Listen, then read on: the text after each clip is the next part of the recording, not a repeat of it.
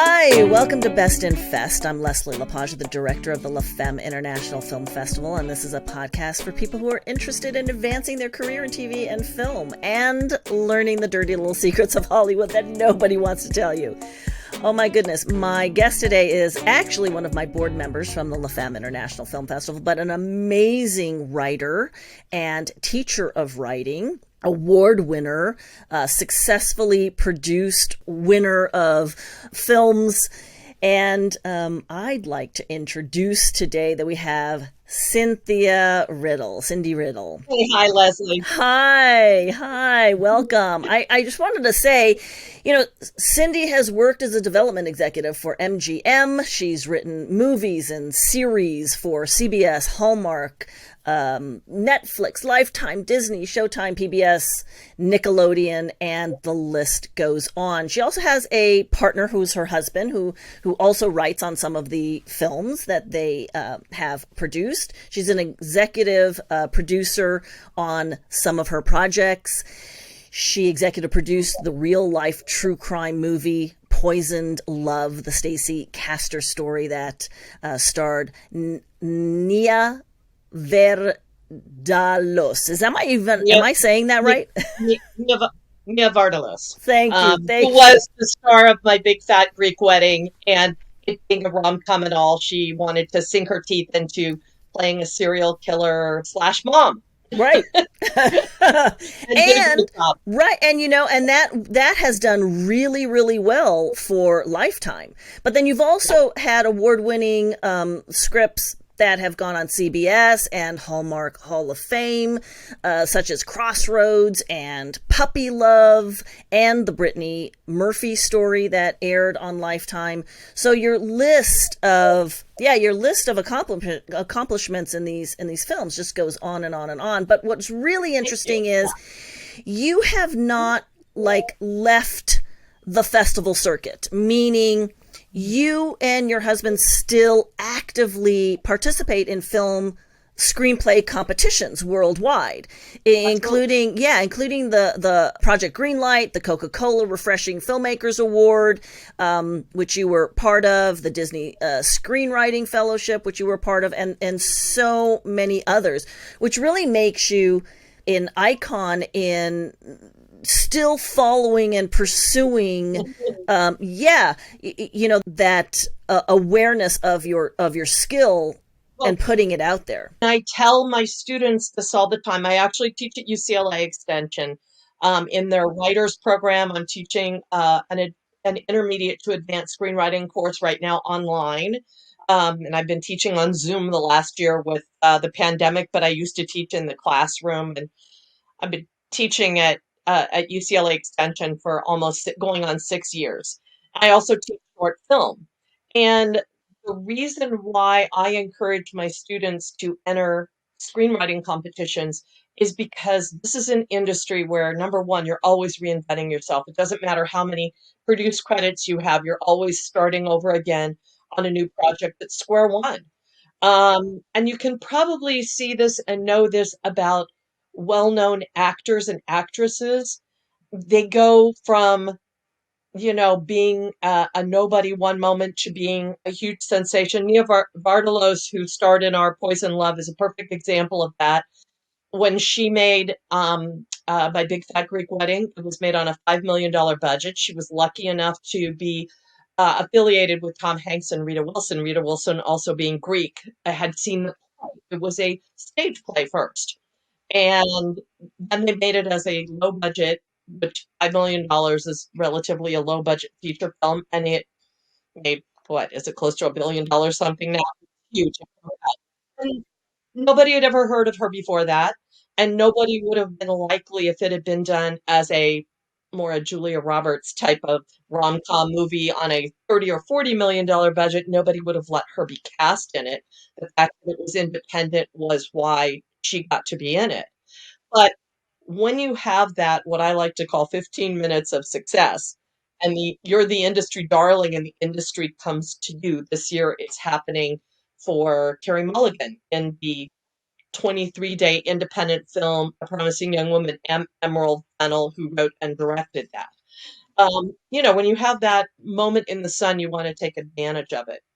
But oftentimes these folks end up having to reinvent themselves. And if you think back over time of people who were like the big, huge stars at one point in time, who are, now having to find a new project that puts them in the spotlight. So the thing about winning or placing highly in a screenwriting competition is that the people judging that are oftentimes agents or managers or producers who are looking for new voices. Even though I would call myself a relatively not new voice anymore, Right. winning or placing in one of these competitions makes me a newer voice. And hey, I have to tell you, I have won some of, without a doubt, the best times of my life in screenwriting competitions. Um, 10 years ago, I won a Writers Guild competition. And to me, it was like a big deal because I won it over about 400 or 500 other produced Writers Guild members. So, like, tough competition.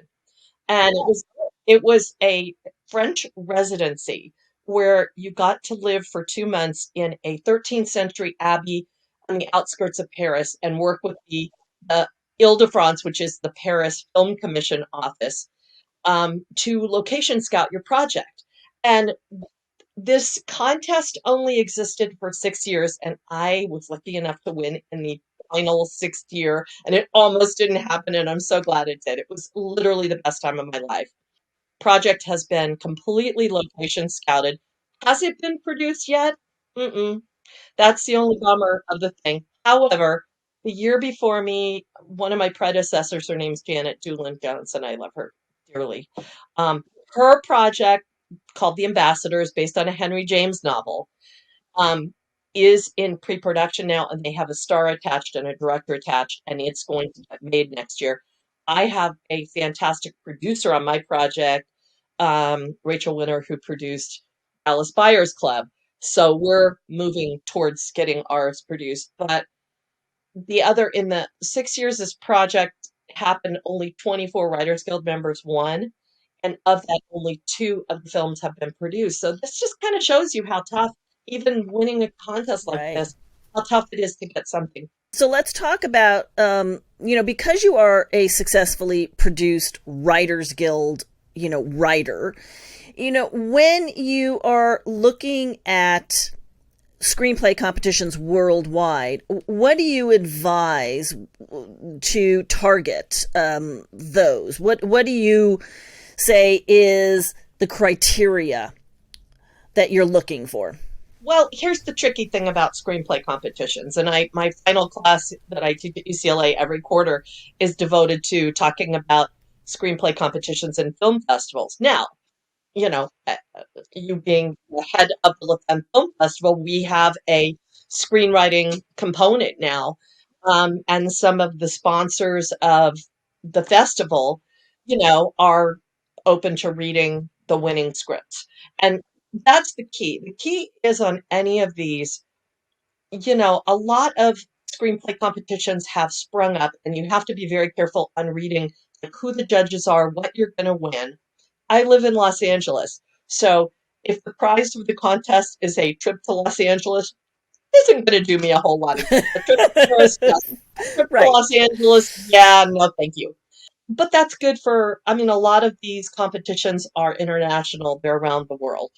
But the best one is put on by the Academy. It's the Nickel Fellowship, the Academy that does the Oscars every year. Unfortunately, as a Writers Guild member, I'm not allowed to enter it. I never did end up getting to enter it because I was already working professionally. And, you know, I mean, here's the good news. A lot of these contests, because I'm still able to enter them, you're up against me and other Writers Guild members. So if you're a relatively new writer, that could be a bad thing. In this one, you actually are, um, you know, uh, it's going to be based on what's on the page. You're going to be up against other new writers. But there's also, I think at last count, I heard there were 15,000 entries every year, 15,000 from around the world. And of that, they pick five winners. That being said, I have three friends who have won in the past, and all of them are out of work at the moment.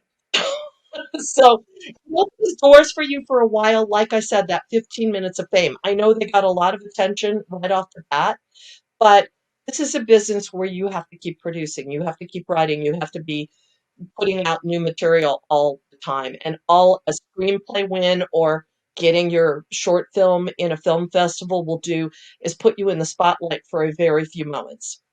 And then what you do with that is up to you. And the tricky thing for writers is most writers are kind of introverts. We like sit there typing all the time behind our computer.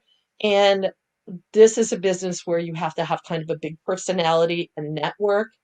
The advantage of going to a film festival like with them back in the good old days, and hopefully we'll get back there again of having it be in person, is you meet a lot of people. One of the guys who teaches at directing at UCLA Extension with me went to a film festival in Indiana and he met this guy who was, I think, a dentist or an orthodontist. That's who loves to put up money for film financiers or whatever, who's been funding him to make 4 feature films a year ever Oh my since gosh. because Wow. he loved his short films so much. Wow. So you just never know. I mean, there's a lot of opportunities to meet people. Yeah, and people don't really realize that, part of the attraction of going to the film festivals is to network, and you never know who you're going to meet. You never know where the money is going to come from. It may or may not come from what is called a formal, financier in film. It may come from, a wealthy doctor or a wealthy someone that sees your short and really falls in love with it. But let's segue a bit and talk about the current industry viewpoint of women writers, and specifically the emergence of this hunger for television product. Well, absolutely. I was on the membership and finance committee at the Writers Guild for 4 years, and one of the things we did is follow the statistics. Mm-hmm. And prior to the 2007-2008 writers' strike, which was a very unfortunate set of circumstances due it was honestly more of a lockout than us going on strike. The big companies, like big huge companies like Seagram's, people like that, took over the studios, and everything kind of consolidated, and they changed the industry. They cut back feature film development by 85%. So whereas prior to 2007, the statistics on the Writers Guild is that 70% of writers who were working in features and 30% in TV. It's now flipped the other way. Now it's 25% working in features, which is a very small number. And the rest, 75%, are working in TV. There are 538, I think I heard most recently, series going forward and on the air. Um, I would love to say if you sit down and write a pilot script or prepare a series pitch, that makes it easy.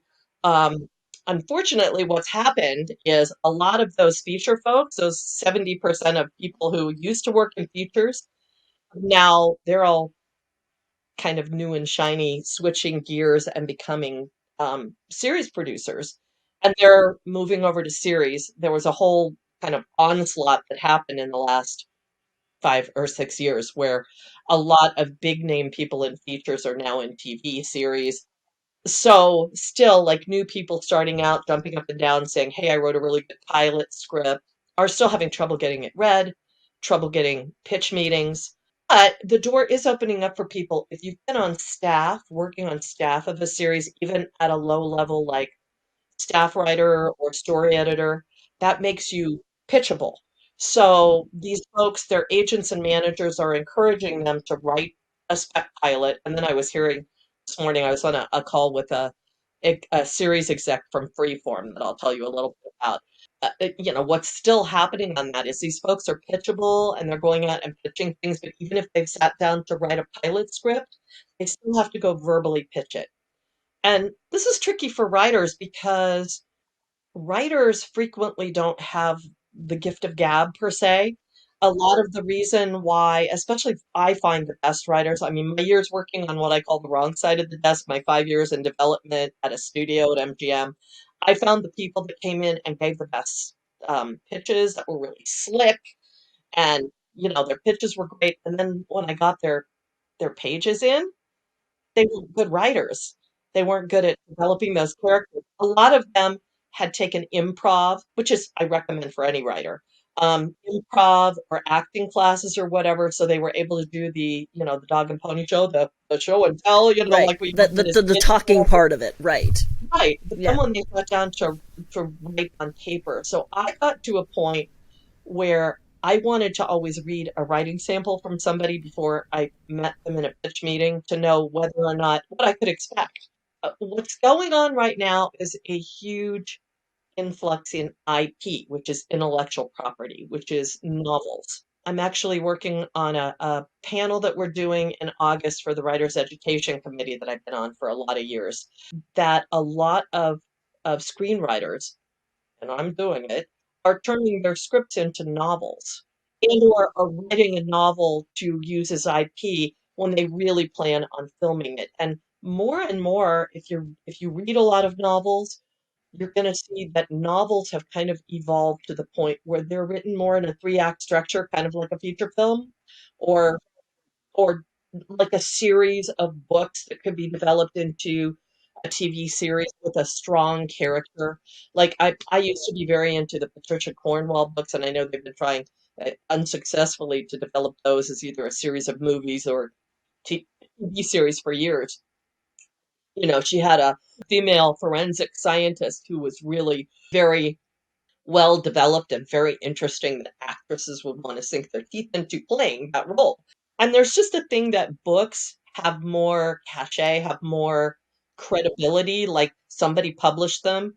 And I'm saying books and IP that have been published by the traditional publishers because there was a period of time. Now, I know The Martian, a feature film with Matt Damon, was done off of a novella that had been self-published at first, but then later got published.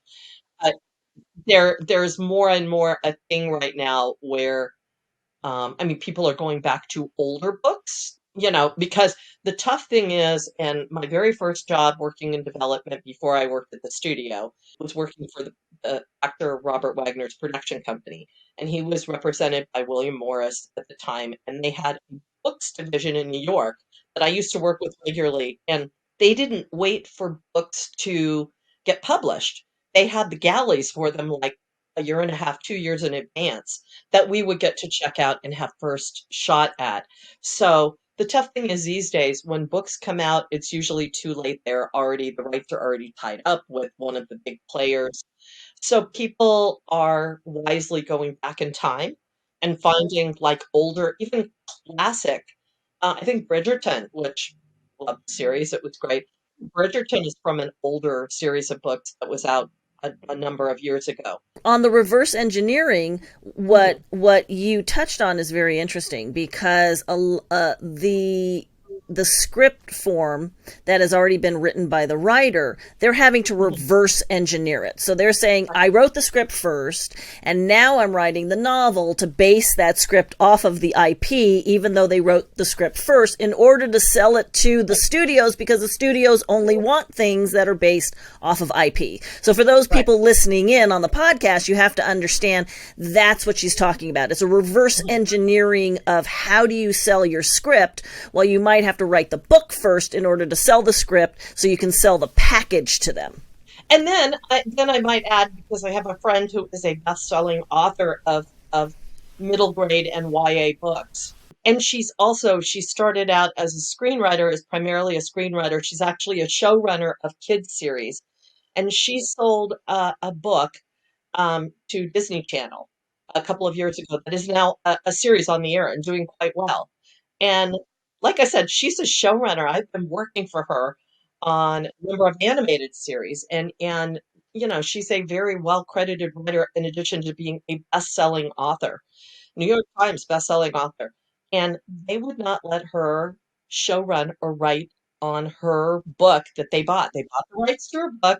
They give her credit every week for the underlying property, but they wanted their own stable of writers writing it. And weirdly, a different friend of mine from the Writers Guild, from the Women's Committee at the Writers Guild, is their number two person on that series, the co-EP.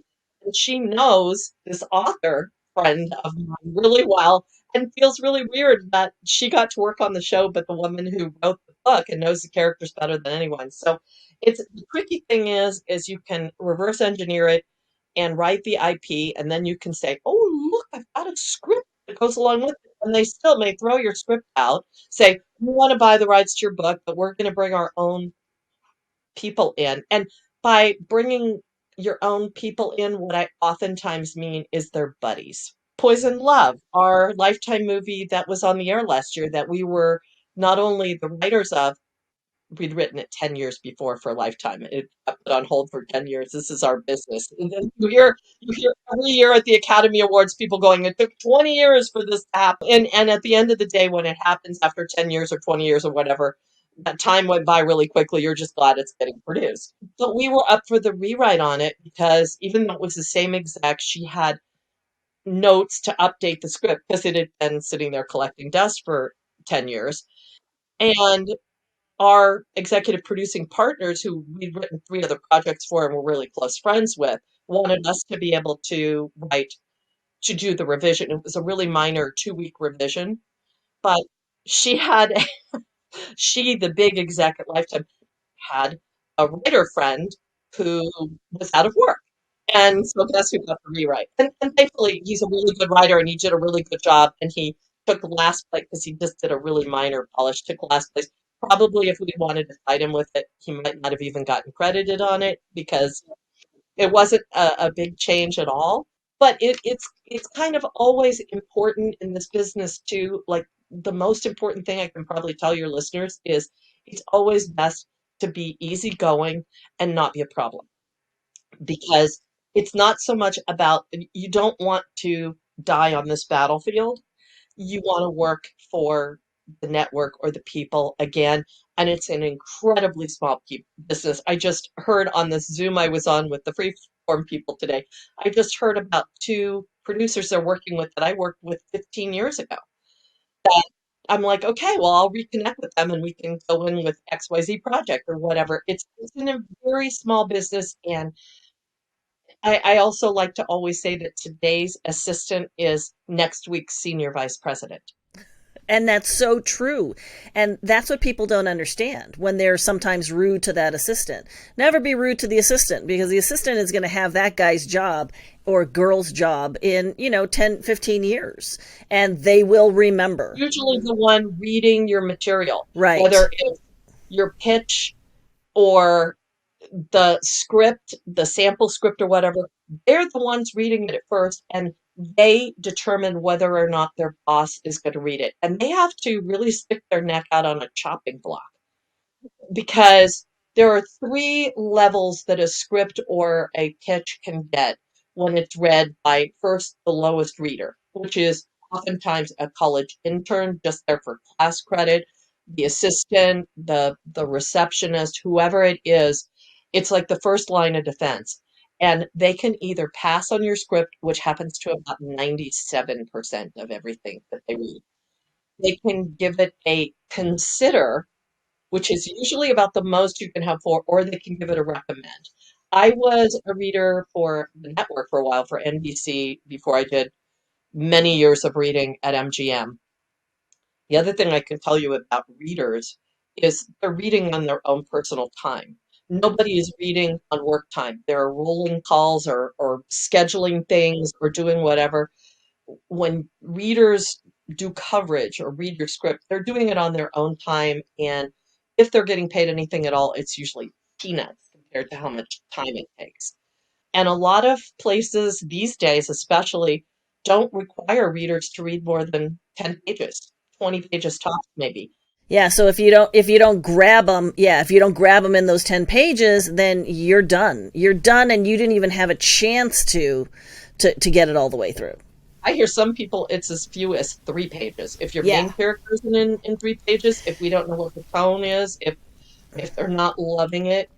So Tell me, with all these limitations going out, how on earth can you tell a new writer to break in? Is it even possible at this point for a new writer to break in? Especially in television because of the volume that's being produced, but tell us how they can do that. I think it's easier to break in now than it was when I broke in right out of film school. Largely because when I broke out of film school, there were not this many series on the air, and there wasn't a thing called a writer's assistant position that you could break out of. They had writer's assistants who were really put upon and working long hours, but it was a dead end job. It didn't lead to you being able to write a freelance episode of that series or being able to end up putting yourself up for staff writer or get an agent or a manager out of it. I mean, it's still difficult. Nothing is ever easy in this business.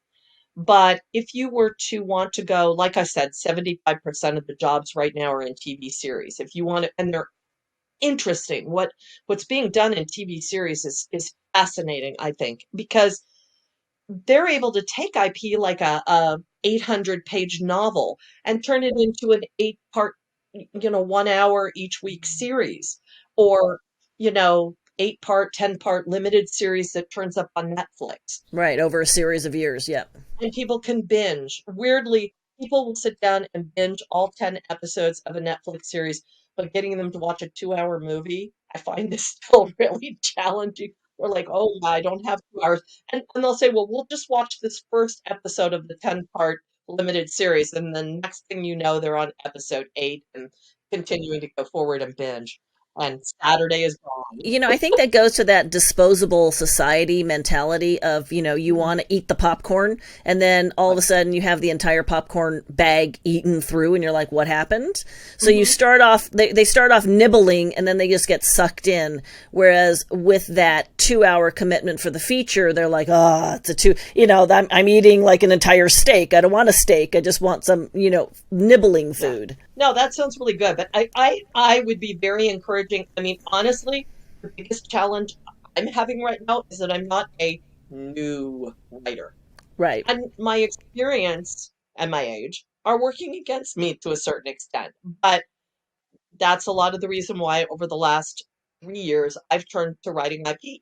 And it's working very well for me right now. And I'm writing, I mean, the thing is that I don't write about people who are my age. I mean, maybe I'm emotionally immature or whatever, Right, but but you have a tendency to nonetheless, write way younger youth. I I'm writing YA and middle grade YA right now on my books. And the best compliment I get is how, real and current my dialogue sounds for that. And that's the thing that I was telling you about IP and books reading more like screenplays these days because they're very dialogue heavy. If you pick up a new release of a book versus something that was out 30 years ago, it's much more heavy into character and dialogue. And like I said, written more in a 3-act structure. It's shorter because everybody's time is valuable. People aren't writing 1,200-page epic novels anymore. If they are, they can become a limited series maybe, which is all good. But here's other suggestions for new writers. I mean, for one thing, by the way, I'm part Native American. I know I don't look like it, but I've been on the Native Writers Committee since 2006 at the Writers Guild, and I get thrown some opportunities because of it. Then they get on Zoom with me, and I'm like, hey, I'm one of 4 blondes on the committee. There's a push towards diversity, so that's a plus. It's really hard to be a white male, especially an older white male in the business right now, and that used to be all they hired. I mean, the good news is it's switching a little bit more the other way, and because of that, you'll notice in the shows that are coming up that they have different voices, that it's opportunities for other actors of various multicultural backgrounds, which is great. So before I forget to tell you about that, because this goes along with what you're saying about opportunities for new writers. And I don't know the whole story yet, but on this free form call that we had with the Women's Committee this morning, she was talking about the new series Cruel Summer that's on Freeform. I haven't watched it yet. I'm going to watch it tonight. It was developed from a spec pilot script. I'm hearing this more and more. About a year or two ago, everybody was writing original spec pilots. Uh-oh, there we go. I'm back. Everybody was writing an original spec pilot script. Yeah, good. and um, and people thought they had a chance of selling that pilot. Like I said, then unfortunately, they would have to pitch the pilot script. And then maybe if they were interested, the development exec was interested enough in their pitch, they would read the pilot script. But still, very few pilot scripts were getting picked up. I was really encouraged to hear that Cruel Summer came from a pilot script. And that's primarily because of the diversity and the topic of that pilot that was interesting for them. And AMC, I heard recently, they had one that they read as a writing sample. They came and talked to the Women's Committee like a year and a half ago, a little bit before the pandemic shut the world down. And it was the first time that they were bragging about it. It was the first time they had picked up a pilot script.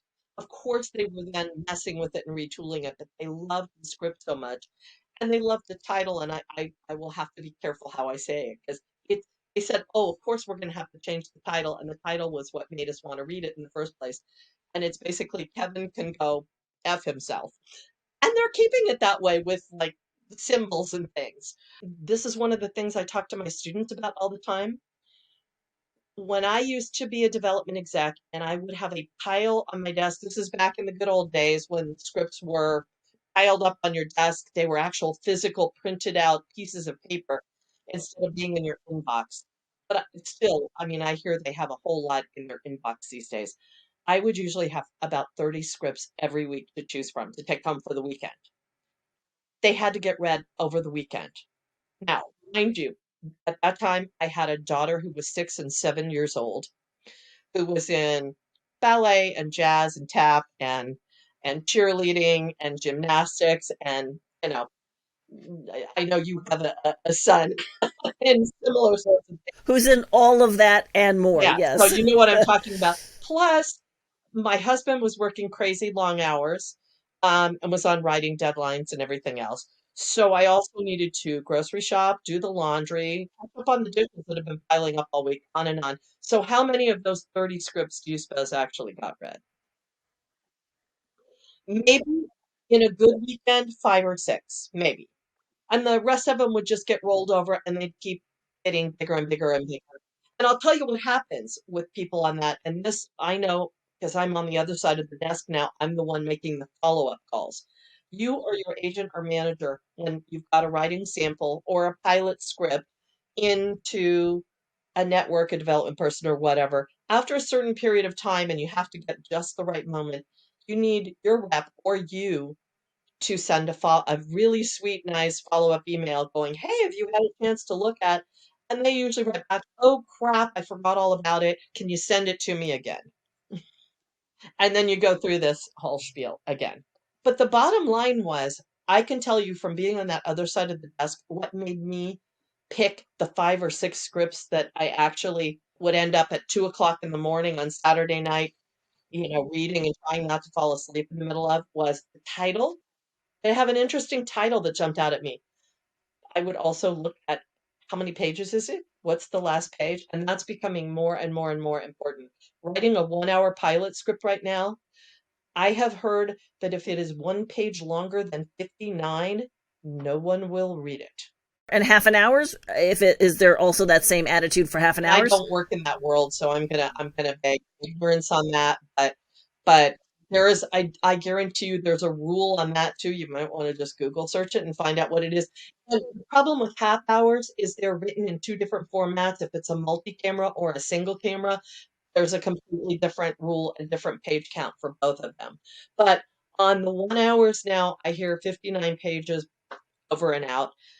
Ours that has won a lot of awards, and we actually have a Zoom with a top senior VP from the CW on Monday who read it and loved it. And she used to be our lifetime exec when we worked on a movie there. So it's really cool to be reconnecting with her. But it's 61 and a half pages long, and I have to wonder, would she have read it? If she didn't already have an established relationship with you, right? She actually read the whole thing because she made comments in her email about things that happened in the end of it. So I'm like, wow, because there are a lot of showrunners putting it out there that they do not. I mean, I just had through the Native Committee, I had 5 meet and greets with showrunners, and every single one of them told me that they only read the first. And one of them is really really cool. So I was shocked to hear her say this, but it's worth passing on. They only read the first 10 pages of your pilot script. That there is your writing sample. Which my husband was shocked by that when I told him that because he said, There are so many things that can go wrong with the script after page 10. That's true. It could And, train wreck completely and after this. And the tough thing is, yeah, you can tell in the first 10 pages what their voice is, if they're good at creating characters, introducing a world, their dialogue. You could tell Hmm. all those things. But the number one thing you cannot tell that I have spent the last 2 days giving notes to my screenwriting students about is structure. And the structure could completely crumble after that page. And see, that's, I think, inherently the issue with the industry, is because they're not fully reading this stuff. They aren't actually, looking whether that screenplay writer has an understanding of structure and can really develop and can really deliver that full entity. Hit the twists and turns of a story, even though this is the other thing about a 1 hour drama series. Everybody is now taking all the act breaks out. There used to be a couple of years ago, there used to be a thing that they wanted them in 4 acts, then they wanted them in 5 acts, and then they wanted them in 6 acts, and all these things. And you had to put the act breaks in the right place, and the act break had to be a big moment that you knew how to, have a cliffhanger that people would come back after the commercial. Now, nobody wants act breaks anymore because there's so many streamers and cable, and they're the only well, the only thing act breaks are doing for you is saying that you intend it to be a network series, and there are really only 4 or 5 networks if you count the CW. So it's just not advised anymore. It's like they want you to write it as a In feature structure, but just shorter. Yeah, yeah, yeah.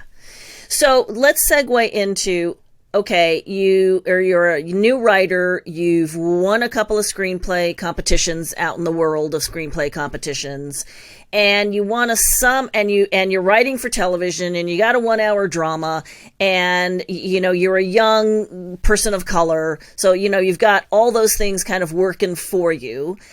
How is it even possible now to get an agent and manager to represent you, to even get you in the door to pitch in this current, lifetime that we have going on? exactly. Um, that is such a good question. It's always the first question on my last class that all of my students ask. I do have some thoughts on it.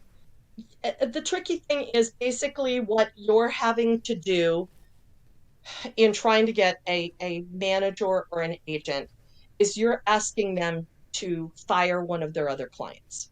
And when Mm. people start understanding that, and most of them have more clients than they should have anyway, which, by the way, when you become one of their clients becomes a huge frustration because trying to get their attention if they've got a hotter client with a deal happening or something is like you can jump up and down and call every 12 seconds or whatever. It's tough. And once you get an agent or manager, I'll get to that in a second, there's a whole different thing that you have to do to keep them and keep them interested. Because you don't want to be that one that when they get somebody newer and shinier than you, that they dump. And it's called Deadwood. And while I was still in the MFA screenwriting program at UCLA, I worked for a small boutique lit agent. And one of the real eye-opening things that I had was watching them when a new person who won a screenwriting competition was interested in being their client, and how they went through and basically killed a couple of their Deadwood older clients who weren't getting much work anymore. And I was horrified. I was horrified by the whole thing, but I'm starting to understand it a little bit more. I mean, there's another way too. Like last week, I just saw, and we're actually being considered at UTA right now, so that's why I noticed and it was cool. Big wig producers who are cousins of my co-writer on a script that we based on her parents' true story, recommended us to their big agent at UTA to package our project for us because we've got a studio interested in it and need it packaged. But last week, weirdly out of the blue, UTA promoted 100 of their employees to agents. And they didn't say how many in each department. Now, probably on the lit end of things, it may be like 5 to 10 people. It probably isn't a ton. And those people who got promoted all probably already have clients who they've connected with through, mixers or whatever that they were already representing. In order to get promoted when you're a very low paid assistant at an agency, at an agency, you really kind of have to show that you've got clients and that they're impressive people and that you're knowing what you're doing before you get that promotion. That was like a really monumental thing because a lot of people got laid off last year with the pandemic. Agencies have really been hurting between the pandemic and also 2 years ago, the agency campaign that my lovely Writers Guild did, where we all had to fire our agents. And by the way, we were just talking on this Women's Committee Zoom this morning about how a lot of writers have not gotten their agents back. Right. And that they've just stayed with their managers, right? And they haven't gone back to have We have both. a manager, but we were actually with a pretty darn good agency at the time. And our agency was one that our agents left the agency and formed their own new Mm-hmm. agency. Which is also happening a lot since COVID. A lot of the agents are leaving the agency that they're under, forming their own. And or becoming managers or going to Right. management company. So our agents were one of the first to sign the code of conduct, and I won't mention names so I can be a little honest about it.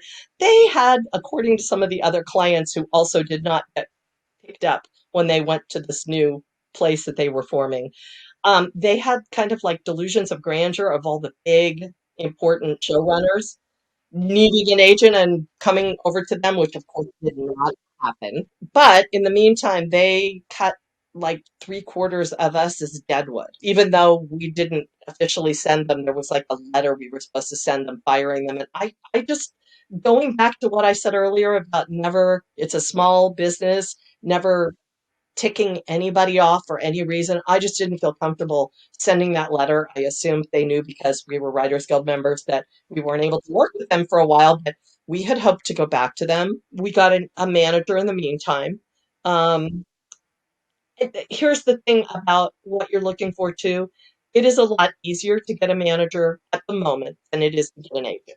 So are the managers, because of this whole swing over, are they looking for new voices? Are they, or because I've talked to some managers where they're going, we don't want any people, but there's has to be a cumulative understanding that in order for new voices and new material to be seen, you got to bring in new writers that are not WGA writers, at the time, and hire them as clients, maybe. Because as soon as they get hired, they're going to turn into Writers Guild members anyways. Not necessarily. There's unfortunately a lot of these lower end producers because production costs are down so low. Yep. Like if you turn on Lifetime anytime, I mean, ours was done under a major Writers Guild agreement. It was one of their featured big movies. A friend of mine just did a non-union one. They're doing non-union ones for 400,000 or under because production budget wise, you can do them inexpensively now and being sold to works like Lifetime, Hallmark Channel, Freeform, uh, as acquisitions, but that will not get you into the Writers Guild. And to a certain extent, I mean, and they're being paid as little as I've heard $1,000 or $3,000. A 100-page feature length screenplay, which, if you're in school and whatever, I mean, people are unfortunately willing to do it. And because of all these screenwriting competitions, the producers who make these movies have places to go where they can find somebody who was like top 50 or top 25 or whatever in a screenwriting competition. So they're actually not half bad. And or may even have, like, if it's a family competition, they may have a Christmas script, and that's what everybody's looking for, and which makes it tough because I don't know why, but I probably just because I'm a woman, I got kind of put into the TV movie world years ago, and I've had 5 or 6 produced TV movies now, and at least half a dozen other ones that I've written and been paid for that have gotten in the middle of exec feuds and or got put on the shelf when a new management team came in and they were looking to go in a different direction or whatever. It happens. It's been a very good living, but unfortunately right now what's happening is that series are everything. TV movies, there are tons of them being made, but so many of them are being made with non-union people that it's kind of an area you don't necessarily want to be a part of anymore. So I'm trying to transition. But weirdly, I've been having the most success in indie features. So, and I'm going to go with that. You know, it's fine. I'm working. I'm busy. There are still some TV movies to be had, and I have interest in them. But I would be happy to. When I was at MGM, I oversaw 7 series. I was like the exec, working with the writing staff. And I'm horrified to say that, with the exception of one woman on staff, Melissa Rosenberg, she's a showrunner today. She's wonderful. She worked on 2 of our series, The Outer Limits and The Magnificent Seven, that was on CBS. She was on staff of both series. Other than that, our entire writing staffs were all 50-ish, mid-50s white males.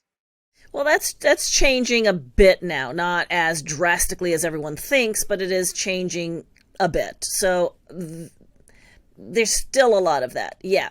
We went around last night on the Zoom for my writers education committee, and every one of the Black women writers in particular is on staff of a show, and they're young. They're in their 20s, 30s.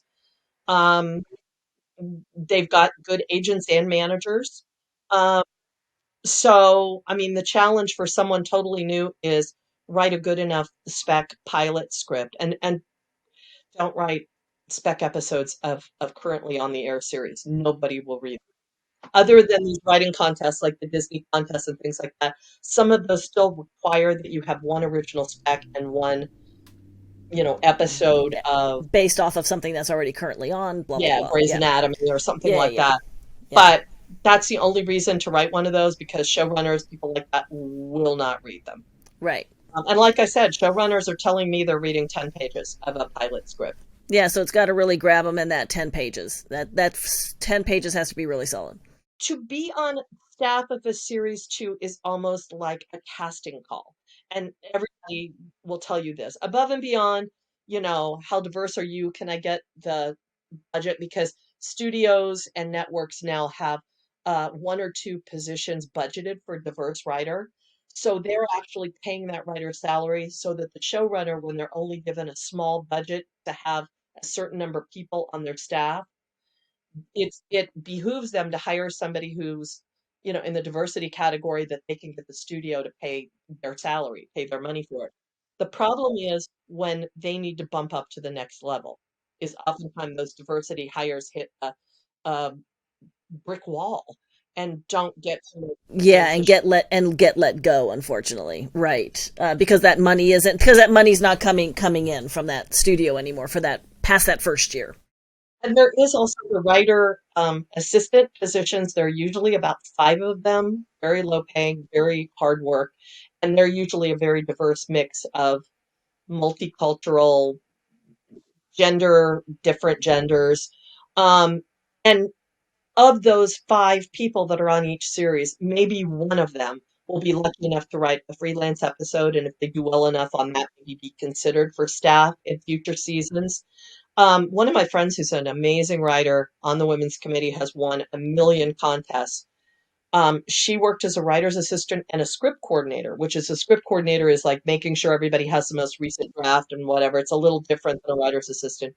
She worked in those positions on 7 different shows before she finally got to write an episode of something, and then it didn't expand into a staff writer position. It was still a couple more years before she got that. And then, even when she was a staff writer, was out of work for 2 years before she got her next position. So this is what I mean about always reinventing yourself, always writing a new spec that gets you attention. Speaking of that, let's get down to our last 2 questions, which is Okay. what is your piece of advice for a young writer coming up off of the festival circuit? Something that is really juicy that you can convey to them that they need to know. I am, as you know, above and beyond being, on your board of your Right. festival. I am Right. also a big believer in festivals and in short films. I have been teaching short film now for about 9 years, and you mentioned the Coca-Cola Refreshing Filmmakers Yeah. Contest and Project Greenlight and a bunch of short film Right. competitions that really got us a ton of attention. Yeah. Here's the thing about a short film, and it doesn't need to be long.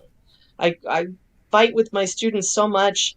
I just heard of one of my students who's in screenwriting class the other day told Mhm. me she just made a short film that's 35 minutes Oh long. my And I'm like, God, I want to kill them. They need to know that they've got to be short, 15 or less. I got it 15 edited or down to less. 17 minutes, and I said it's got to be below 15 minutes. So you know, she's gonna edit 2 more minutes out of it and let me see it. But I even that when I show my short film class, it's all the super successful short films that are 2.5 minutes and 3 minutes long. I mean, The sweet spot is 10 minutes. That's the sweet spot. 10 minutes or under, 5 to 10 minutes, somewhere in there. But the thing about that too is you're above and beyond, you can tell a compelling story in that. And there's so many online, people could go online and see what short films have been nominated for the Academy Award, what short films have won various competitions or whatever. If you have a short film, preferably 10 minutes or under, here's the really amazing advantage of that. Busy development execs are a lot more likely to hit play on your Vimeo link and watch that than they are to sit down and even read a short film script. They're, this business, despite the fact that weirdly they want to read IP, they'll read a 400-page book before they'll read your 35-page, comedy script or their 10-page short film script. It's just weird the way that works, but that is the way it works. So if you have a short film that's been in some festivals and is good, and it needs to be really professional looking and sound really professional looking and be good and tell a good story, that can get you attention. That can get you the ability to get things of yours read, or a pitch meeting, or a general meeting, or whatever, because suddenly you're a filmmaker. And here's the things that matter more these days than being a screenwriter or television writer: being a podcaster, having a blog. I can't even tell you how many comedy writers are being hired off of their clever, funny blogs. Being a playwright. I had a manager go on and on and on about how she had signed this playwright in New York who had something off Broadway, but she was a young playwright. And this manager actually paid to fly her out to LA to meet with a bunch of people and put her up for a week. Yeah, people are kind of forgetting about that as a tool, and a stepping stone to this. And like I said, also where I'm going, being an author. Yeah, which is another big stepping stone. Yes, and that can also lead you back into Hollywood reversely. And I'll tell you the other thing real quickly that these showrunners told me is having additional background that's interesting that may play into the show. One of my friends was a paralegal for years, so she has been, and she's won a bunch of contests with a legal drama that she wrote. But because she's a paralegal, she's gotten a lot of interviews and come in like second for a staff position. And she said if she'd been an actual lawyer, not just a paralegal, she would have gotten on staff. My friend Glenn Mazzara, who was the showrunner for a while of The Walking Dead and worked on The Shield, he told us that he got his first break on a medical show because he worked at a hospital. He worked as a hospital administrator, but because he'd been inside. So there's a specialty. If you have a specialty, utilize a specialty within your writing because that might enhance the ability to sell it. Okay, here's my last question. Tell me a dirty little secret of Hollywood that you wish somebody had told you. What a fabulous question. Well, I would say probably the biggest one is that perseverance is the number one quality that you better have. I know so many really talented people who've dropped out over the years, and I haven't. That combined with networking, and it's all who you know. I mean, it's what you know and who you know. I think that it's not enough just to be a good writer. I think you have to be a great writer, which is why you could win contests or place in the top 10 or whatever. And you need to get to that point. And to be able to do that, you need to share your writing with other people who you trust, who are good writers, who give you good comments and notes, and you need to listen to them. Listening is huge. But also knowing that I mean, there's a great deal of luck involved. Being in the right place at the right time with the right project is I can't overstate it. Not taking criticism and comments personally. If somebody's criticizing your writing, listen to what they're saying, and maybe they're right, and maybe they have some good suggestions for you to work on improvement. There's a trick to that. If you're going to do that, you can send it out to 4 or 5 of your trusted people. If 4 or 5 of them say the same thing, that is an issue. Fix that issue. And you may not like their fixes, that you may not like their suggestions, but you should realize that you have a problem. That's the other thing too. If you, I've had some interesting situations where I've won a screenwriting contest that a friend of mine with a similar script lost, and then she entered with the same script, and I entered with the same script, and she won, and I lost. There's a lot of subjectivity in this business, and you should know yourself that if you go out to the movie theater, back in the good old days when we used to do that, with 3 or 4 friends and you have lunch afterwards, how differently all of you are going to feel. I mean, some of you may have loved the film, some of you may have hated it. It's an opinion business, and every opinion is different. Listen, I want to thank you so much for being on Best in Fest. Cindy Riddle, you're amazing. Thank you for joining us. Listen, for anyone listening in, if you want to submit your film to the film festival, La Femme International Film Festival, you can find us on Film Freeway. Just search for us. You can submit through lafemme.org. You can listen to the podcast on all the podcasting platforms. We will also have the video component on our YouTube channel, La Femme Film Fest on YouTube. Instagram us, Twitter us, shout out, DM us, and don't forget to listen to Best in Fest, rate us, like us, and we will be delivering more wonderful guests in the future. Cindy, thank you so much. And do you have any socials you want to shout out to people who may want to contact you? I'm on Facebook. That's really it. Okay, so contact her on Facebook. I supposedly have a Twitter account, but don't even have any idea how to use it. And I mean, here's the thing. I'm too busy writing all the time, and or giving notes to my students to spend too much time on social media. And it's fine to write on social media, but make sure you write on telling your stories too. Just keep on keeping on, make films, write stories, believe in your dream, and it'll happen. It'll happen. Thank you, thank you, thank you. Best in Fest with Cynthia Riddle.